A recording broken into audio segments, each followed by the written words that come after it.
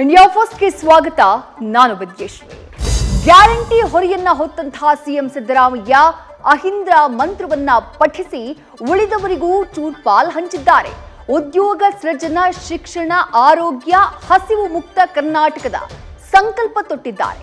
ಕೃಷಿ, ನೀರಾವರಿ, ಮೂಲಸೌಕರ್ಯಕ್ಕೆ ಬಜೆಟ್ನಲ್ಲಿ ಬಲ ಸಿಕ್ಕಿದೆ. ಬೆಂಗಳೂರಿಗೂ ಬಂಪರ್ ಲಾಟರಿ ಹೊಡೆದಿದೆ.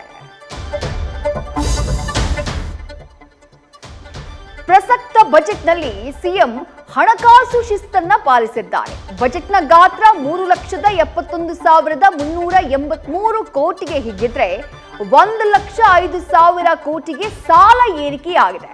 ಅಬಕಾರಿ ಸುಂಕ ಹೊರತು ಉಳಿದ ಯಾವುದೇ ತೆರಿಗೆ ಹೊರೆಯನ್ನ ಹೇರದೆ ಇಲಾಖೆಗಳಿಗೆ ಟಾರ್ಗೆಟ್ ಹೆಚ್ಚಳ ಮಾಡಲಾಗಿದೆ. ಯೋಜನೆಗಳನ್ನ ಘೋಷಿಸಿ ಅನುದಾನ ನೀಡದ ಸಿಎಂ ಪೆಂಡಿಂಗ್ ಯೋಜನೆಗಳಿಗೆ ಆದ್ಯತೆಯನ್ನ ನೀಡಿದ್ದಾರೆ.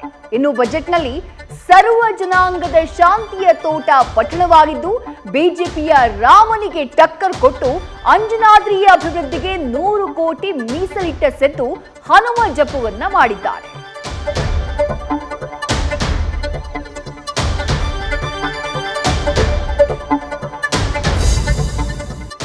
ಮುಂಗಡ ಪತ್ರದಲ್ಲಿ ನಿರೀಕ್ಷೆಯಂತೆ ಅನುದಾನ ಕದನ ಪ್ರಸ್ತಾಪವಾಗಿದೆ. ಪಕ್ಕಾ ಲೆಕ್ಕ ಕೇಳಿದ ಸಿಎಂ ಕೇಂದ್ರದ ತಾರತಮ್ಯವನ್ನ ಪ್ರಸ್ತಾಪಿಸಿ ಚಾಟೆ ಬೀಸಿದ್ರು. ಇದನ್ನ ಖಂಡಿಸಿ ದೋಸ್ತಿ ನಾಯಕರು ಕಲಾಪವನ್ನ ಬಹಿಷ್ಕರಿಸಿ ಪ್ರತಿಭಟನೆ ಮಾಡಿದ್ರು. ಏನಿಲ್ಲ ಅಂತ ಕೂಗಿದ ಬಿಜೆಪಿಗೆ ಸಿದ್ದು ಭರ್ಜರಿ ಗುದ್ದುಕೊಟ್ರು. ದೆಹಲಿಯಲ್ಲಿ 4ನೇ ದಿನವೂ ರೈತರ ಪ್ರತಿಭಟನೆ ಮುಂದುವರೆದಿದೆ. ಆದರೆ ಇವತ್ತು ಕರೆ ನೀಡಲಾಗಿದ್ದಂತಹ ಗ್ರಾಮೀಣ ಭಾರತ್ ಬಂದ್ಗೆ ನೀರಸ ಪ್ರತಿಕ್ರಿಯೆ ಸಿಕ್ಕಿದೆ.